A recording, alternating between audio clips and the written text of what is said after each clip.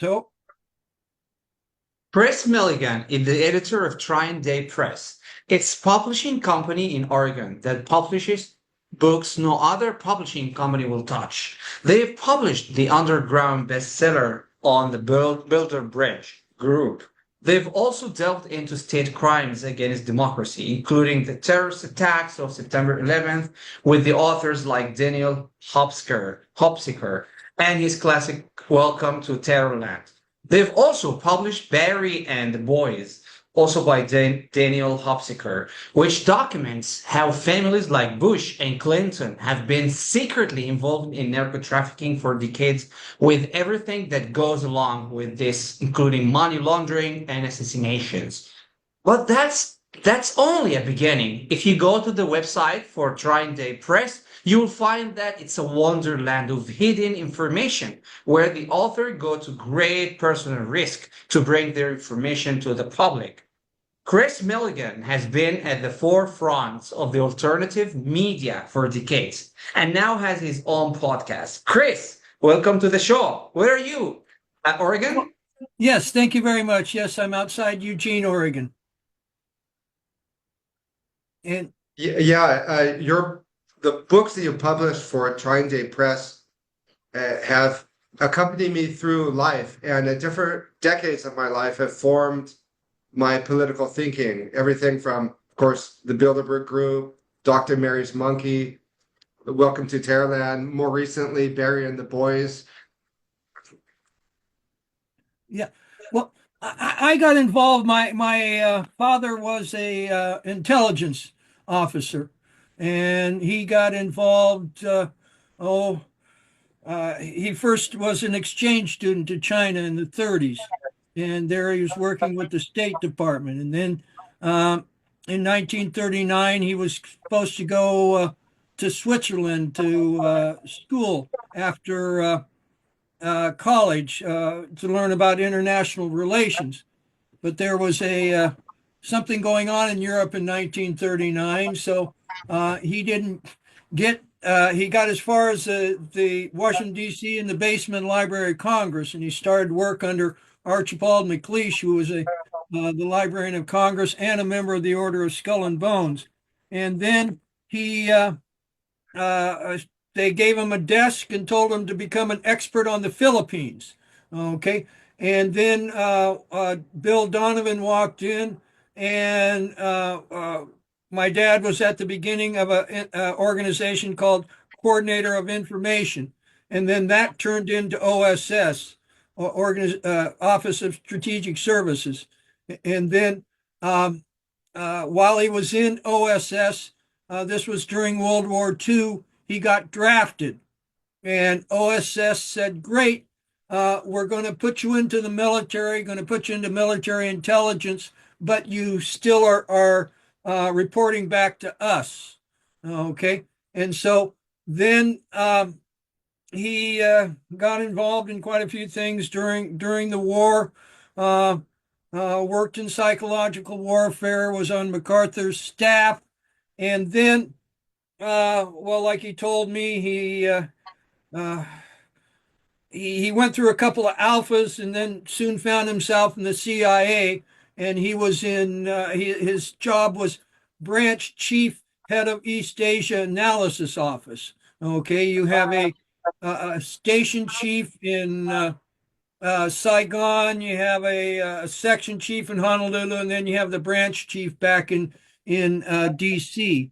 And then oh, a bunch of things happened, but uh, he made a trip in 1956 to Southeast Asia, and then after he came back from there, things changed. I was just a little kid, and we were told we were going to move to Rochester, New York, and then uh, that didn't happen. The farm we were on, the house sold. We moved to another house in Fairfax, and then we all of a sudden my dad was made a vice president of a college, and and we moved from Virginia to Tennessee, and then.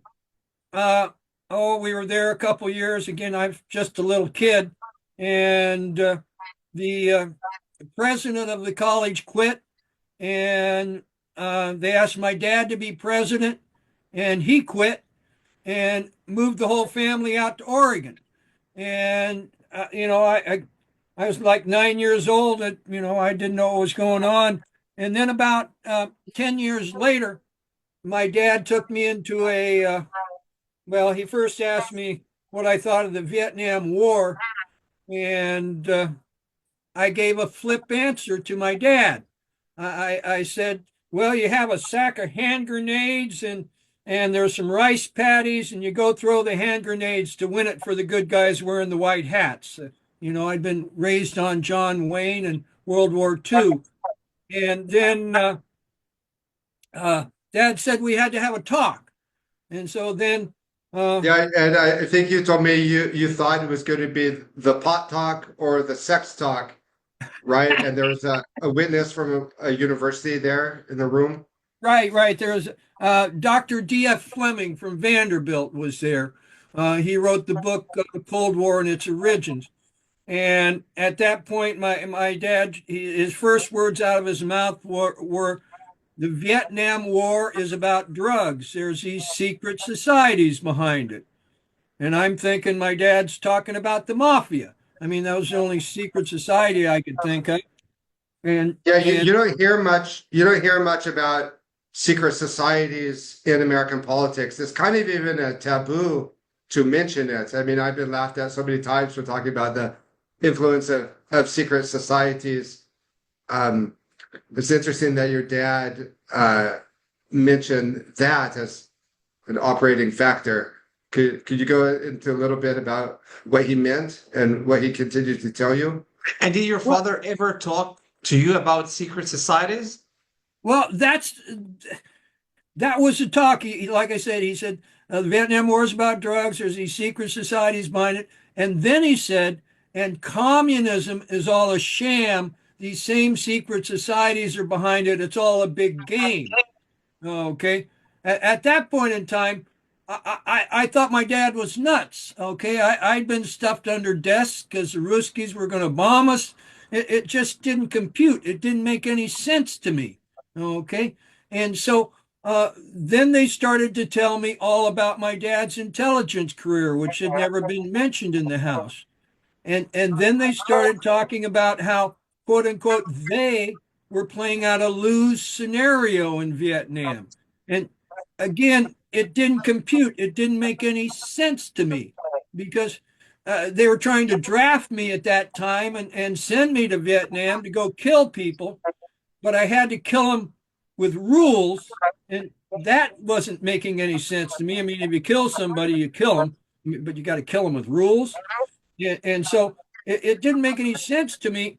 And then they started talking about propaganda, and then I remember that my dad just stopped in mid sentence. Okay, he said there's spy pieces, and he just stopped because it was very apparent that I had no idea what he was talking about. It didn't compute. It didn't make sense to me. Okay, so I started to look into it and oh, I mean, this was, like I said, this was the day before my 20th birthday. I was married, had a 6-month-old kid, had started a record store, was putting on rock and roll dances. This is the late 60s. I was having a fun time. So He told you they were out to opiate your generation. yes, yes, What did he yes. mean by that? Get us hooked on drugs. The Okay. CIA, the CIA, Well, and not or the not secret not not really. societies. The CIA. It's more Skull and Bones. The secret society, because see, For Skull and those of us, Bones. yeah, Skull and Bones, they're a secret society. What did you tell us a little bit about them? Well, they were started in 1832 at Yale University. Okay, by William Huntington Russell and Alonzo Taft. And William Huntington Russell's family were it was Russell and Company, and it was the third largest opium concern in the world. Okay, and they uh, it's a long story about the opium, but they uh, were shipping a lot of opium, making a lot of money. Okay, a lot of big fortunes. I mean, there's a very good book from a professor in Australia, Professor Carl Trocchi, called "Opium and the Political Economy," and it shows you how whoever controls the opium in the country generally control the country and the thing. And now uh, this started off with Chiang Kai-shek in China. Okay, he was the first government that started using opium proceeds to run his government. Okay, and there was some Americans there that were helping him in World War II, and they learned about this, and so they started, doing it themselves so that they wouldn't have to ask Congress for money. They could use this money for their Black proxy war. budgets, black Yeah, budgets, for proxy the wars. black budget, right? That's And, that's that's a recurring theme, like Nicaragua in the '80s when the yes, CIA needed, and right, that's something you published a lot about, like with Barry and the Boys, Daniel right, Hopsicker. right, So yeah, right. yeah. And you see, um, drugs have been coming into this country, since the 1800s. Okay, some of them come in through mercantile things, some of them come in through military, some of them come in through diplomatic missions. Different ways, and then uh, so one thing that George H.W. Bush, a member of the Order of Skull and Bones, okay, as vice president under Reagan, one of his jobs was to take all these different drug trades because uh, they were starting to step on each other's toes. Okay, so he tried to coordinate those and kind of make them semi-official and run them through Arkansas, run the money through Arkansas through the bond markets there, and really see Clinton was a lieutenant in the Bush crime family.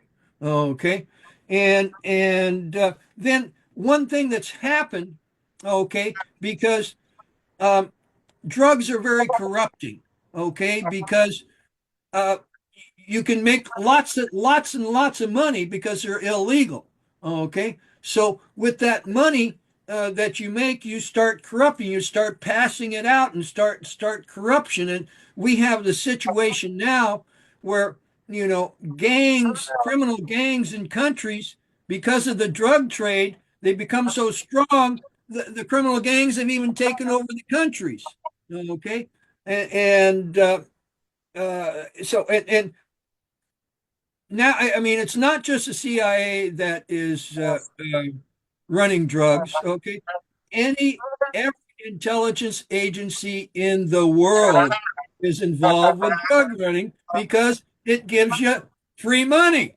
Okay, and if people are in the position to do that, uh, they generally do that. That's one thing that Daniel discovered. One thing that he would talk about a lot was, you know, the drugs are being run by all the different intelligence agencies. Then he Oh, well, what linked was it like? Oh, Gangster Gangster Planet. Planet. Yeah, that's Yeah. Daniel Hopsicker. What was it like? Did you ever meet Daniel Hopsicker? Do you ever meet these people that you publish their books? Oh, yeah. Daniel, well, see, I was running an email list called Conspiracy Theory Research List.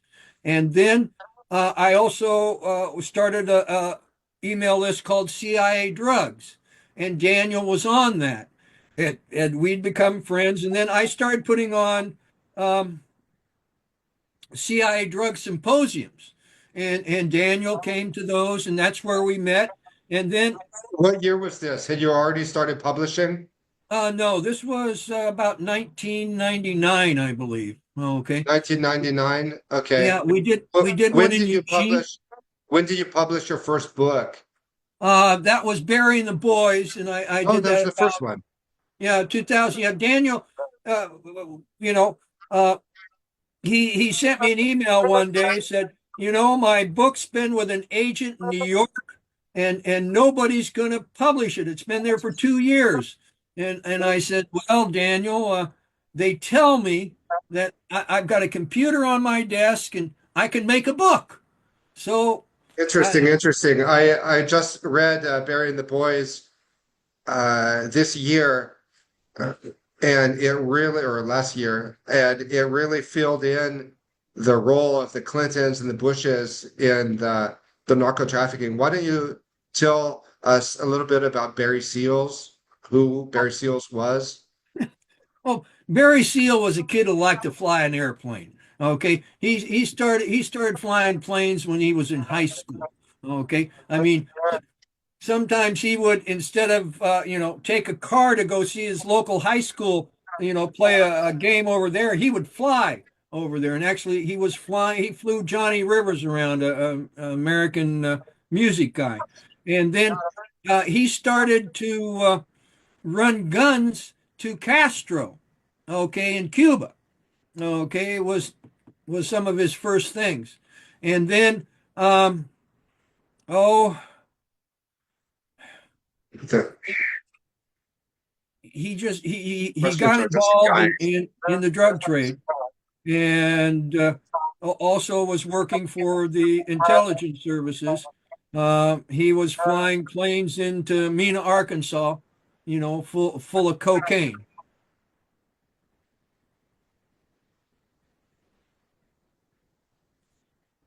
Why don't you tell us about the Bilderberg Club, who they are, how they function, what role they play in American politics, American life, world Well, politics? Talk to us about this bestseller by Daniel well, Heston.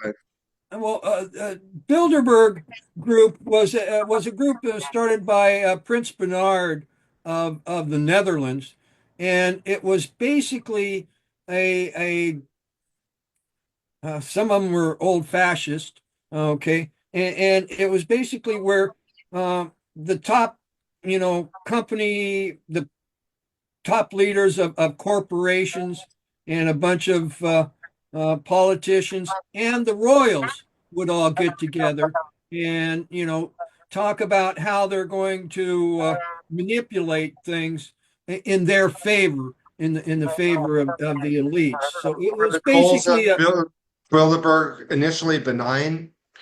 no, I wouldn't say it was benign. No, no, no. I mean, you've had you know different power structures in the world. We've got a pretty big power structure around money, okay, and then you have a power structure around some political ideologies, okay, such as fascism and authoritarianism.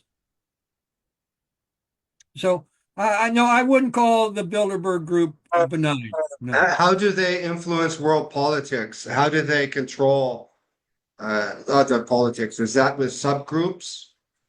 Well, they would bring people together and they'd say, okay, this is what we're going to concentrate on, for this year. I mean, they had their meetings once a year.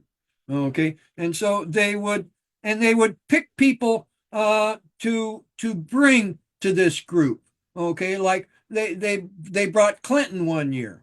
Okay. And try and suss out leaders and see if they'll, work with them and stuff. So it's really it's top money people and top political people plus the royals. Okay, I mean, why are the royals there? The book you published on Bilderberg is an underground bestseller. People photocopy it. I know publishers don't like to hear that. Yes, they photocopy it and they sell it in the third world. It's Oh, I've heard anyway, I've heard that. yeah. I've been told by people that it's all through Mexico, all through South America, all the way down to the tip of Chile. You can find it. Yes, yes. And that's okay. That's good. I mean, I'm not doing this to make money. Okay, I'm doing this to try and understand how the world really works. Okay, and have discussions and look at it. Yeah, when discussing the different possibilities of the Kennedy assassination in terms of who did it, some point to the mob, others point to Cuba, while still others point to elements within the intelligence apparatus. However, I understand it once in a while the role of secret societies are mentioned. Yes, yes. When I look at here's how the secret societies run the world, okay, or try and run the world. The top level is mining, metal, and money. And you think about it, and it kind of makes sense. If you control the mining that the metal comes from, that the money's based on, you're in a good position. Okay, I had an author that could affect that. I got his book out. He was dead in 7 days. Okay, he got run over by a hit and run lorry in London, and that's called book is called Calling All Angels. Okay, Wait, and you said he knew how to affect the mining business? right. He was a gold mining engineer. His daddy was a gold mining engineer. His grandpapa was a mining engineer, and he, like I say, it's called Calling All Angels. It's about the death of his Aunt Jane Stanford, who husband started Stanford University. But then, okay, so mining metal and money, and then the middle layer is a very active layer, and that's drugs, guns, and oil. Okay, and it was a guy from Skull and Bones who actually sent uh, a gentleman here by the name of Drake to Pennsylvania to make the first oil well. Okay, and they've controlled the drug trade since the 1800s, and then um, arms. Connecticut, where Skull and Bones is based, is where they started making the submarines. They started making the helicopters. GE is based there, makes all, and a bunch of the rifle manufacturers are there. So it's very heavily um, armaments manufacturing. And then where this meets the road is media, because they've got to control what you're hearing. They got to control the media, and then movies slash music. They got to control the culture or it'll bite them. Okay. And then the very last one is quote unquote magic. Okay. Their ability to hoodwink us and their preponderance on using mass trauma rituals to keep us in line. Like The September Kennedy, 11th? yes, and the Kennedy assassination. At its core, the Kennedy assassination was a ritual kill. It's called the killing of the king. You kill the king, you take his power, and everybody knows that you did it. Okay, so and it you can look at it at a very long-standing operation. I mean, some generals didn't just wake up one day and say, "Hey, we're going to kill the president." Okay, this when I look at the Kennedy assassination, I see ducks that were put in a row before he was even elected. Okay, and Explain the function of the patsy. well, you got to blame somebody. You don't want them coming after you. Okay. I mean, it's just like in 9/11, your patsies were the guys piloting the planes. I mean, those planes, they didn't pilot it. They were on radio. There was a radio control on it there because you don't want somebody saying, "Oh, wait a minute, I don't want to die and pull up and not hit the buildings," right? Okay. Remote So control. they're Remote radio. control. Right, right. Remote. Radio control. Or do you think they downed the planes and then just used missiles? No, no, they used actual planes. They, The they, the airline planes? yes, they used the actual airline planes. I mean, I got to sit and watch, people come up with all kinds of, oh, there was no planes in the Pentagon, no planes in New York. They were UFOs. They were what, that's BS. Okay. I mean, and what that does is it makes people, uh, that say there's something going on with 9/11 honestly to look ridiculous because they come up with these ridiculous proposals. Hmm. So, if you're going to speak of conspiracies of crime, which word do you think gets more to the heart of these events, like the Kennedy assassination? Well, I think a study of the secret societies and their objects is one thing that I found. I mean, my dad, when he talked to me, he just said secret societies. He didn't say skull and bones. Okay, it took me 20 years to figure out that he was talking about skull and bones because it just, a lot of the stuff that he told me, it didn't make sense to me. I didn't understand it until I came across Professor Anthony Sutton's book, America's Secret Establishment, an introduction to the Order of Skull and Bones. And then, see, they're called the Brotherhood of Death. And one thing that I found, I mean, the basic secret society, okay, I mean, Skull and Bones is uh, output of a German club. Okay, I mean the guys who started it were at the University of Berlin. Okay, and they came back, and this was a chapter of that secret society. And then they also have sister societies in China. Okay, because just when they are, you know, yeah, they're making some money on the opium uh, over here, but also there's people in China that were making big money too. Yeah. Do you have a favorite book of all the books how many books have you published? You must have a favorite. Oh, about 180. And well, Do you read them one, all? That yes, must give you I read different them all. perspective. I mean, I've got a huge library, 5,000 books, and I like books. I like to read. That must I can't imagine the perspective you must have from reading all the books you publish. Well, and that's important thing. I mean, I tell people two things. I tell, caveat lector, be aware of what you read. Don't be afraid to read something, but but uh, you know, don't base everything just on one book. Okay. One Sure. thing that I found out is that, there's lots of different perspectives, and, everybody brings something to the table, you know, and so I can't recommend just one book because one book isn't going to explain it all. Mhm. Okay. And I saw that one of your most recent ones was The Manchurian Journalist. That title really caught my attention. What is a Manchurian journalist?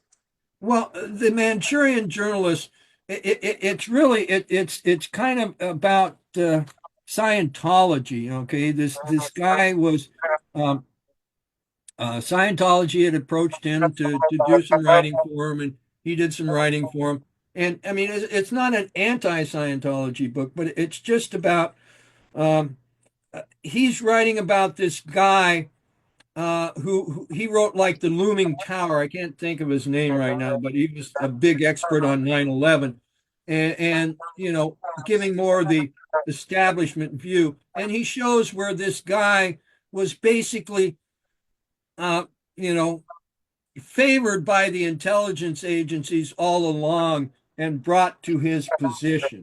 Okay, to Operation influence. Mockingbird? Kind of like a Mockingbird thing. I mean, Mockingbird Yeah. was a particular operation that went from here to there, but it's something similar to that. Yes.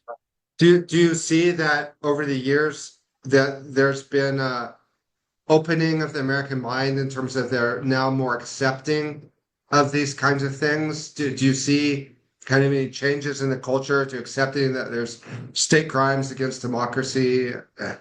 Well, That it's kind of there's being more some, out in the but open.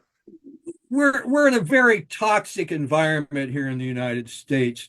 I mean, we've been subjected to psychological warfare for generations. Okay, most of the world has, and um, you know, we've been very, very much divided here.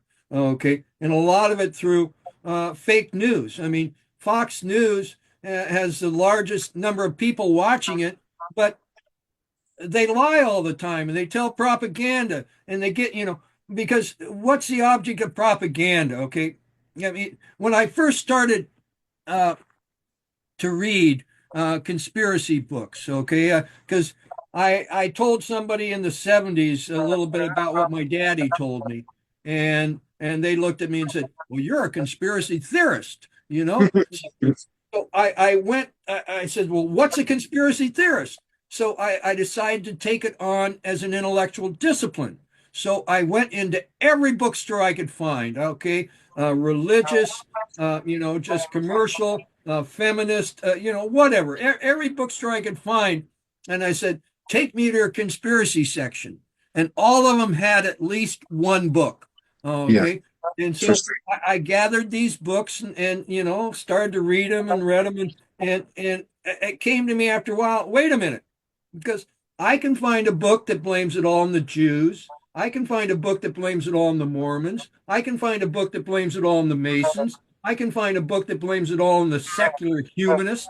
And so I started to look at these books. And, well, these are kind of formula books, okay? I'm not supposed to like you, and you don't like me. So let's throw stuff back and forth, to get us fighting each other. Okay, so and then see, and the other thing that I learned in conspiracy theory is that a conspiracy theory doesn't have to be true to be effective. Okay, and so this person over here believes this conspiracy theory. This person over here believes this, and so you got these people fighting each other and about BS.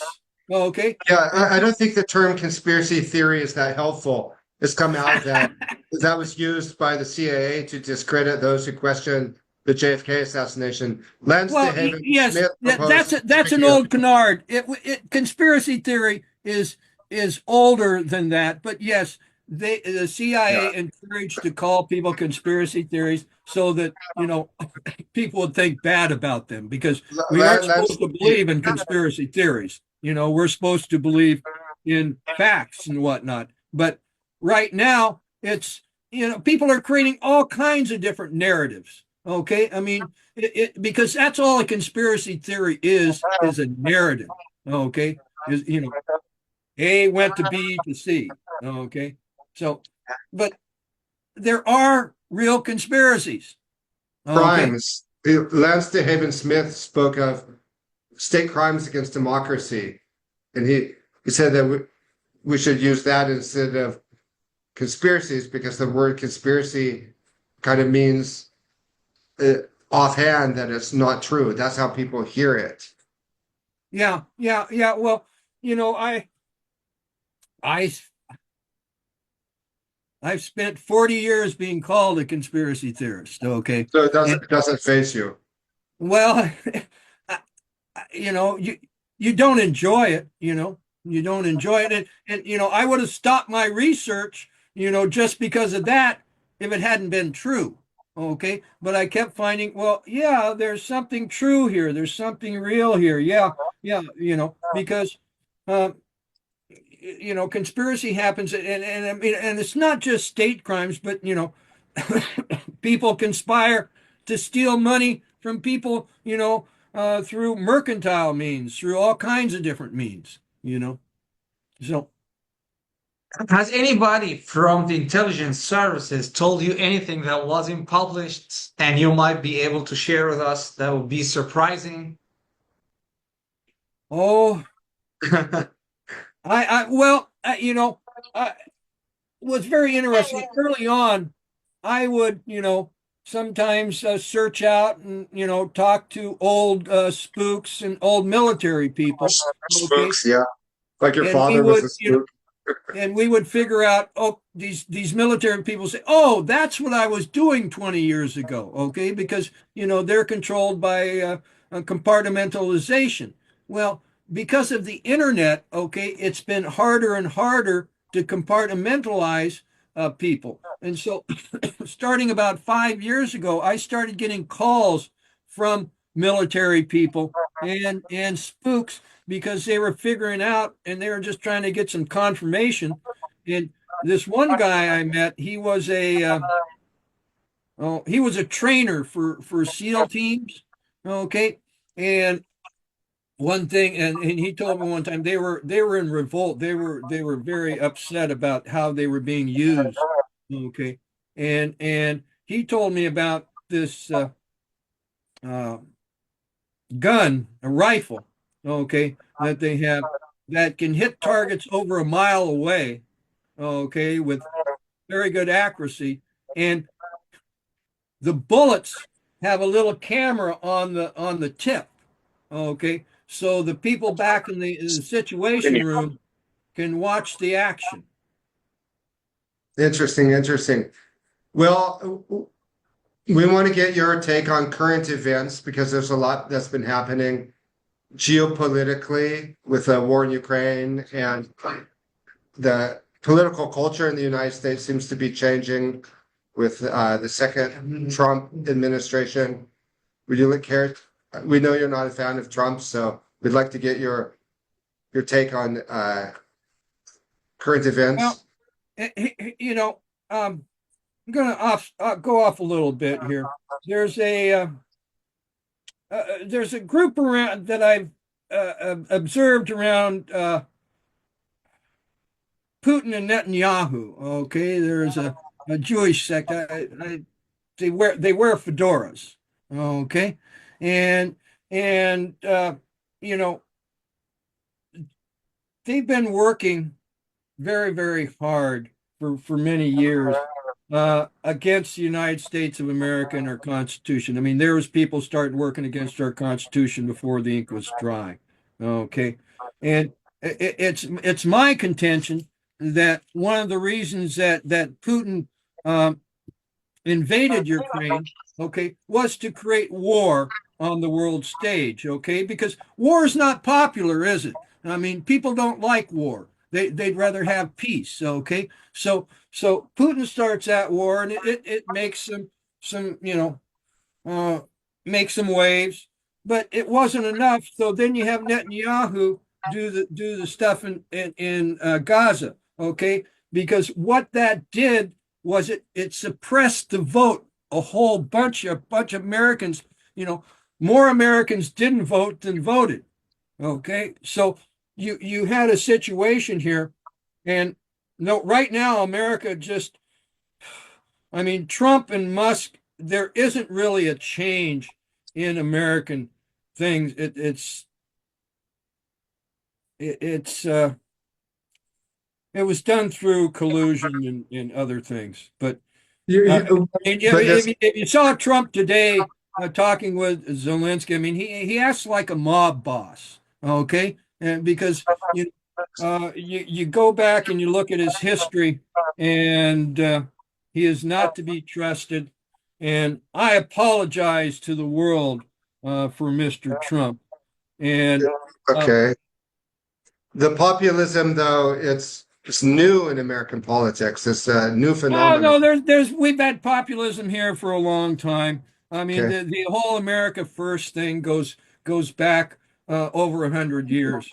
Okay. You're not relieved that there's not somebody in the White House with the name of Bush or Clinton. Well, yes, yes, I am, and whatnot. But Trump is just why does he want Greenland? Okay, you go back and Yeah, look at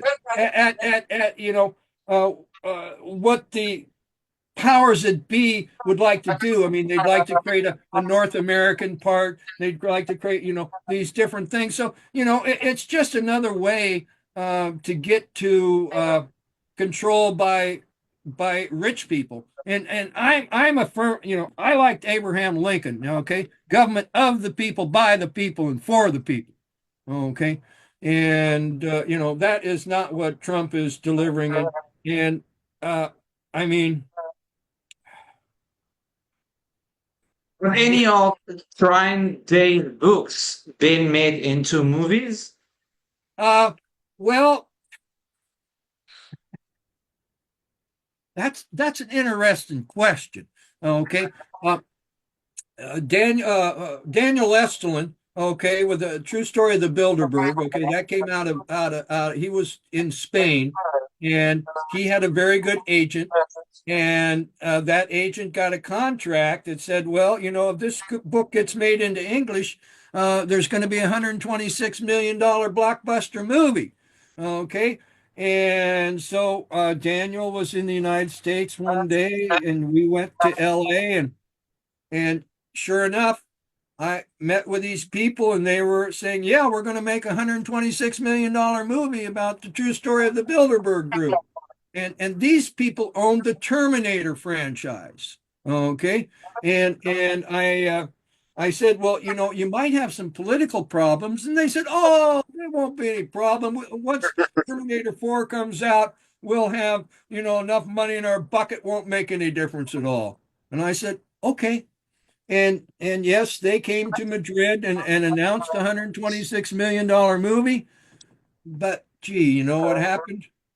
Well, What? about six weeks later, their company went bankrupt and they didn't make the movie. And I talked to people in Hollywood and they said, oh, uh, they still have their money. We don't know what happened. Okay. Then, okay, the executive producer for the TV show here, 24, saw how 24 was being used to propagandize the American people. Okay. So he looked around for real books. He found ours. Okay. He wanted to make three of our books into movies. Okay. I'm I get them in contact with the authors, go down there, have these big meetings, and they bring other people in, Academy Award winning directors. They're going to make these movies.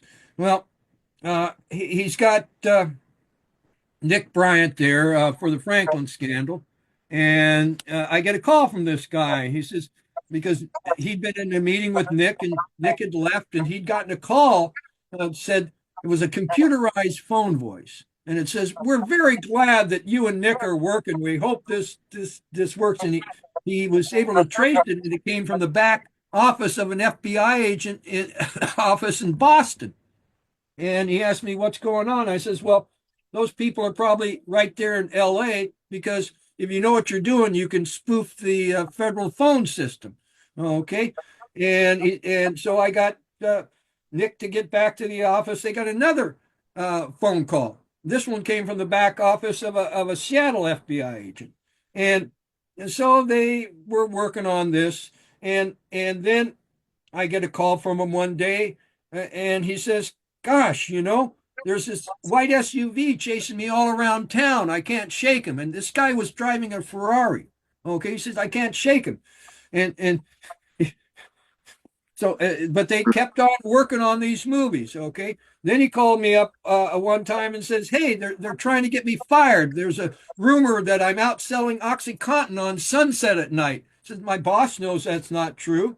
So they kept working on these movies. Then he calls me and says, well, I got to take a sabbatical. And I say, okay, what's up?